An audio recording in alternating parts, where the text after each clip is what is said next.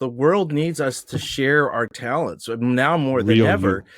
The real you, not something where you saw, okay, I took a course and they said these are the 10 strategies, so I'm just going to duplicate what they did. What's your unique thing? What's the thing that makes you really excited? What are the things that you're noticing, that you're reading, that you're paying attention to? What are the things that are connecting in your mind?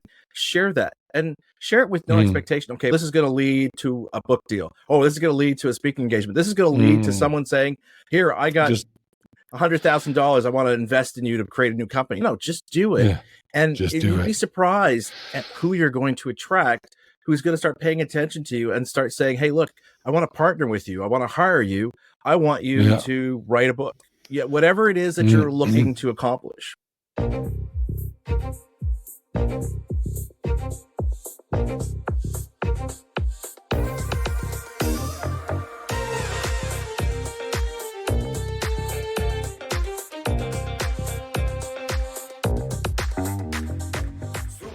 Welcome to Super Entrepreneurs Podcast. I'm your host, Shahid Durrani. Today we have with us Tanveer Naseer. Tanveer is an internationally acclaimed keynote speaker, award-winning leadership writer, and the host of a popular podcast called Leadership Biz Cafe. Welcome to our show, my friend. Thanks. It's a pleasure to be here, Shahid. Appreciate the invitation. So how did you become such a big shot? You know what, Shahid? If I knew the answer to that, to be honest with you, I would have a best-selling book. Here's the 10 steps to do what I did. Yeah. Well, if you had to look back, if you had to do it all over again, what steps would you take to create the success that you have now? Or would you do something different? No, I wouldn't do anything different. I think there's two things that really come to mind. The first thing is persistence. This is the long game, right? I think for a lot of us, we tend to see someone who's in their, I feel like I'm successful. Some people also might think I'm successful. And you tend to look at the accomplishments, but you don't necessarily see all the behind the scenes blood, sweat, and lots of tears and stress that went to get to that point, right? I think persistence is key, which is why you have to make sure that what you're doing is really what you're meant to do and not something that I'm really excited about this new endeavor and I want to explore it. The second thing I think is that I strongly believe is what's been key and something I still do to this day is relationship building. I think you have to approach it with an abundance mindset. Yes. Even now to this day, I think a lot of people are quite surprised at how much I'm like, hey, I just met somebody. I think they'd be really wonderful to connect with you and so forth. And these are people who I just met relatively new, and now they start becoming friends. When they start saying, I actually have something and it's just this, there's no strings attached to it. It's just that you want to help people. Yeah. And I think when people see that you're genuine about that, then they start looking out for you for opportunities. And I do think there's a few times where opportunities came my way purely because someone saw the kind of things that I were doing and said, I really want to help him. So I do think that's what's key, that you're building relationships, not with the expectation of anything returned, just to say, I want to be surrounded by people who are going to lift me up with their ambition, their positivity, their outlook on life, what they are trying to do with their work, because then I think that motivates you to say, I want to accomplish the same. So that's the two things I would say. Good. Unfortunately, me and you are not getting along, but if we did things, because at the end of the day, I feel like it's all one to me. And I don't feel there's duality. I just feel like everything comes from one source and everything is just energy. And we just have these personalities out there. They're mingling with each other, but there's a deep rooted love that you have for every human being and every experience and everything and objects. And when you come from that place, like you said, by nature, or is just flow, ease and flow, I guess, that people just want to be around that type of person. And I can see that you have that ability because we hit it off right in the beginning. Yeah. And I think I know some people might be listening going, yeah, but I don't know how tactile that is and so forth. And it's, look, we all have something that's a unique strength and unique talent. Just share it. The world needs us to share our talents now more than Real ever. you. And yeah, exactly. The real you, not something where you saw, okay, I took a course and they said these are the 10 strategies, so I'm just going to duplicate what they did. What's your unique thing? What's the thing that makes you really excited? What are the things that you're noticing, that you're reading, that you're paying attention to? What are the things that are connecting in your mind? Share that and share it with no expectation. Okay, this is going to lead to a book deal. Oh, this is going to lead to a speaking engagement. This is going to lead to someone saying, here, I got Just $100,000. I want to invest in you to create a new company. No, just do it. yeah, And just do you'd be it. surprised at who you're going to attract, who's going to start paying attention to you and start saying, hey, look, I want to partner with you. I want to hire you. I want you Yeah. to write a book. Yeah, whatever it is that you're looking to accomplish. And you spoke about abundant mindset. Did you get training for that, or are you naturally abundant? I think I'm naturally abundant. It's hard sometimes these days to really want to see the good in there, but I just think I naturally am. I do. Look, I just love, one of the reasons I started my podcast, honestly, was that I love the opportunity to speak with interesting people and to hear their stories and to learn from them. And hopefully that learning and that value that I'm finding that they have, others will see too. And then basically saying, hey, check this person out. Look, they have something interesting to share. I think I've always had that. And again, it's just like that thing where if you have this mentality, people are just drawn to it. And you start getting opportunities because people want to work with people who are driven to say, look, I'm not in it for me to gain a 15% uptick in my quarter this year because last quarter wasn't so great. They're looking for people who say, I want to create value for both of us. How can we create value together?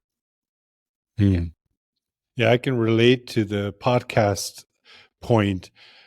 For me, when I started this podcast, it was more about being in the vicinity or being with people where you want to be. That's what started that journey. And then as I started meeting people, I was very uncomfortable. Like, I'm very camera shy. It was very difficult to do this show. But when I started doing it now at this point today, it really is about, like you said, meeting people, just learning from them, building relationships, and not worrying about anything else. And it creates such a easy a format, a very comfortable format. I know podcasters that get stressed before interviewing. They have to have everything proper. They have to have all the proper questioning. Everything has to be just perfect. And I feel like it does a number on your body and your health, and the real you doesn't come out. And that's what people want now, especially since COVID. People just want real. And that's what this heart-centered businesses are coming about now. And people are changing their way of doing business and how they interact with their consumers. So everything is shifting, and who knows what the world is going to look like in 50, 100 years, but it's definitely shifting. And my point of view, I feel like it's shifting in a positive direction.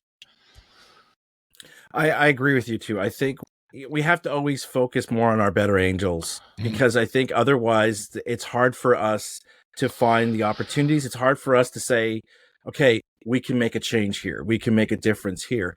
And Shahid, I love something you just said because I'm sure, again, people looking at the two of us talking are probably going, it's easy for Shahid and Tanveer to do. So I can see it's obvious these guys can build relationships and so forth. I love the fact that you brought that you're camera shy because one of the things that people are always surprised. Yeah, you were. You're not now, are you? No. Those spotlights on you and so forth. Yeah. But you know what? The thing that's surprising if people find out about me is that I was, and I still am, introverted. Which, again, feels like, you're introverted, you're an extrovert. No, when I was younger, I was a really shy kid. I was very introverted. I couldn't speak publicly. I remember I hated the fact that I couldn't speak in public, and I pushed myself. I still remember the worst talk I ever gave was in grade 9. We had a public speaking competition in front of the whole school.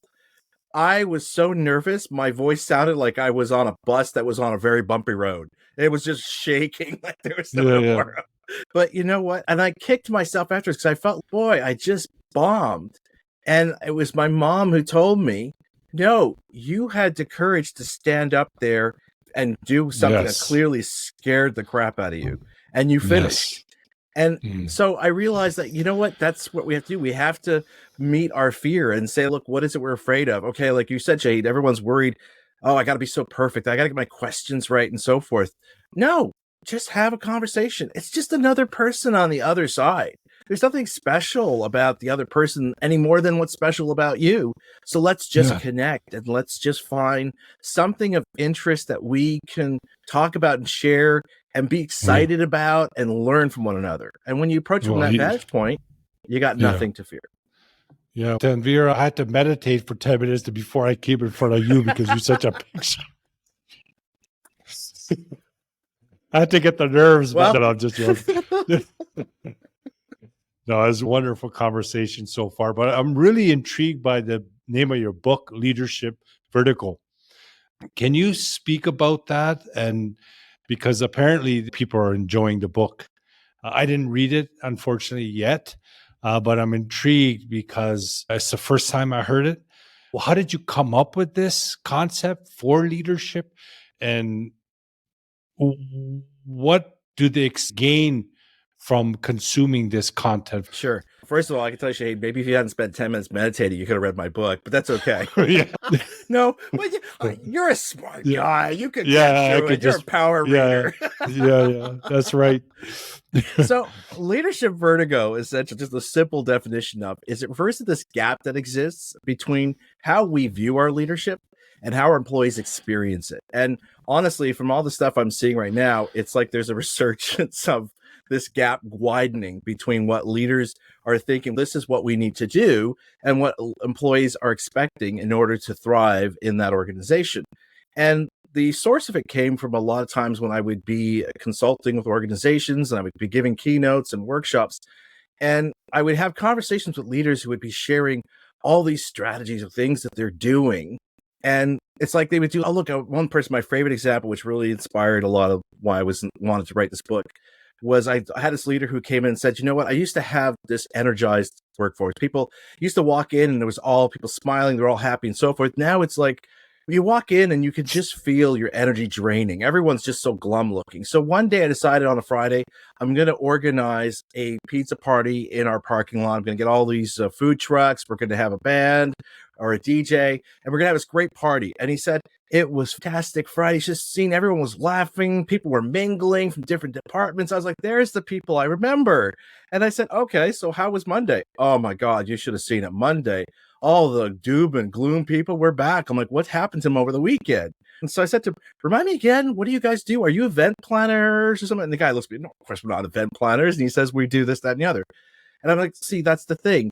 You gave them a diversion from their work lives, which clearly is not enjoyable.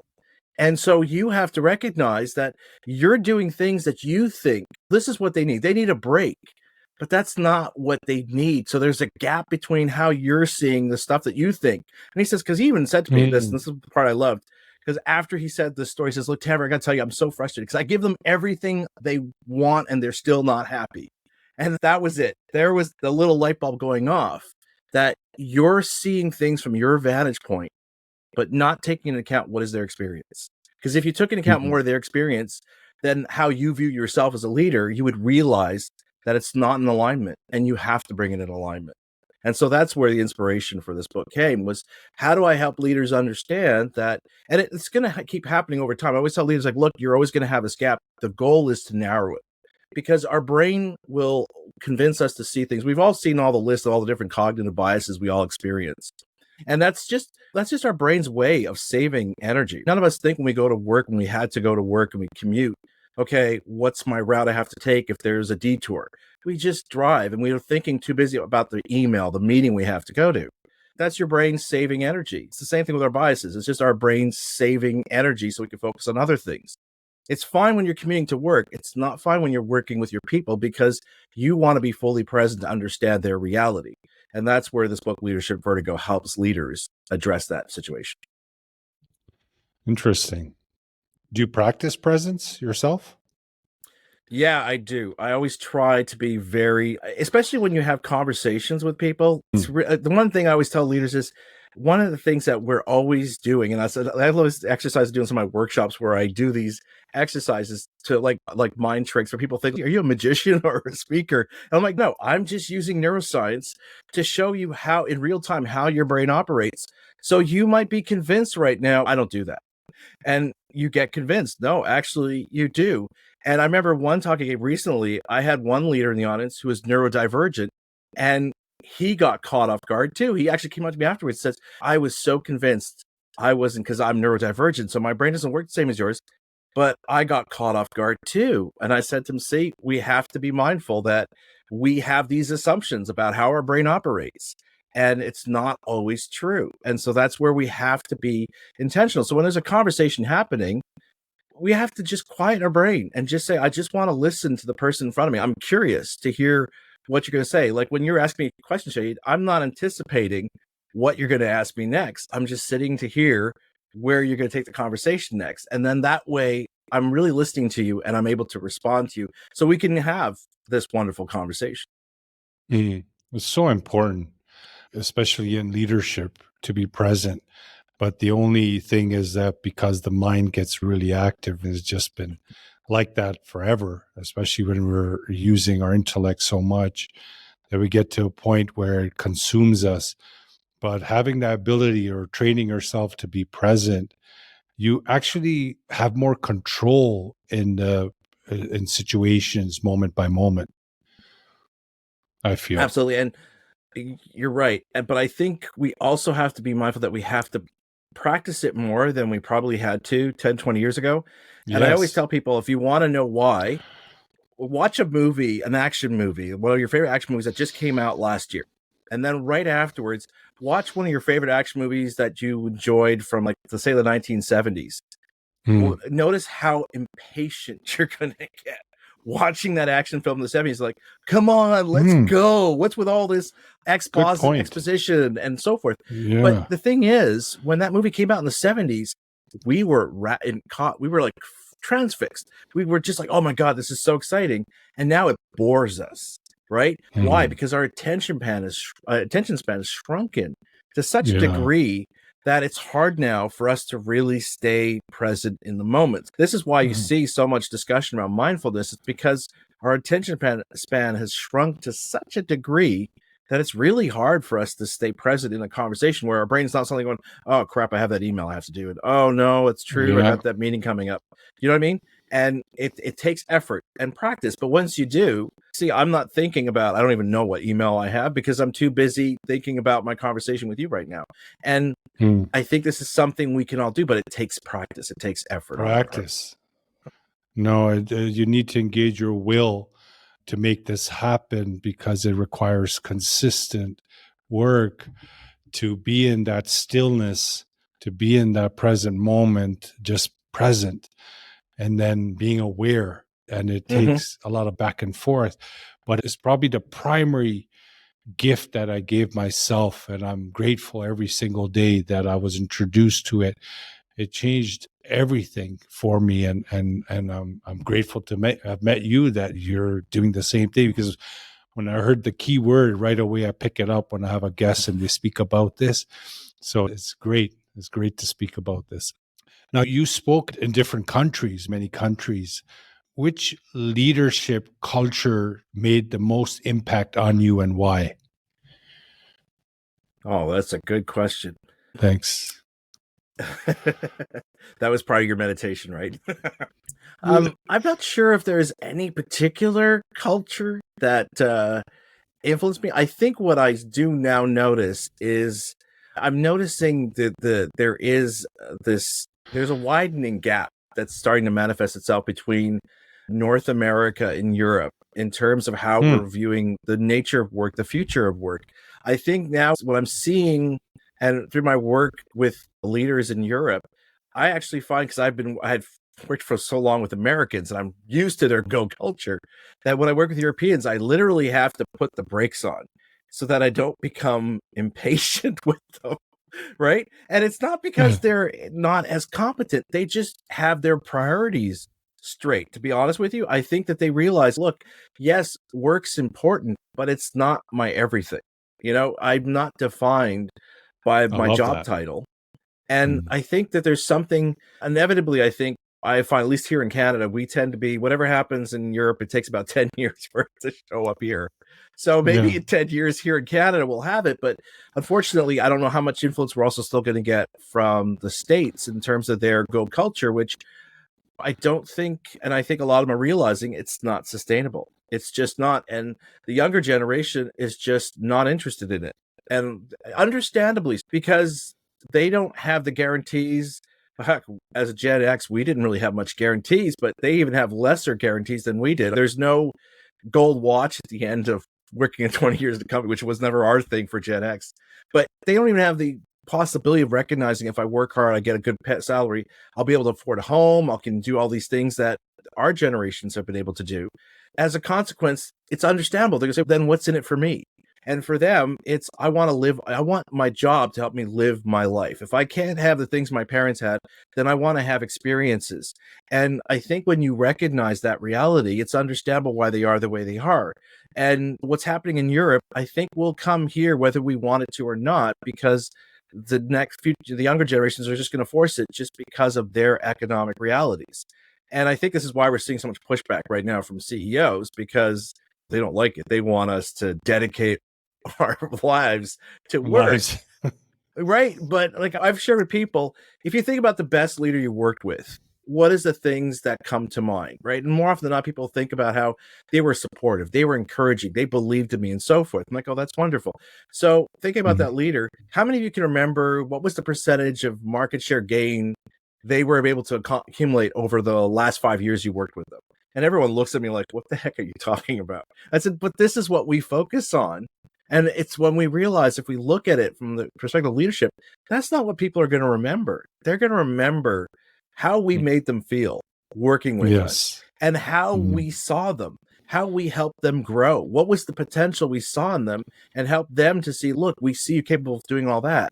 And I think that this is the culture that we are going to have to recognize. And unfortunately, I think in some areas, in some industries, people are going to just be going at this kicking and screaming, which is unfortunate because there's studies that show that you actually become more productive, more prosperous, and more innovative taking on these approaches. But it just takes the leaders to say, I have to change. And let's be honest, whether you're a leader or not, most of us hate change because it's hard. Mm. Mm. And when you live with the abundant mindset or the being fulfilled as a leader, that definitely has a ripple effect with the people that you lead. You become more, you connect more, right?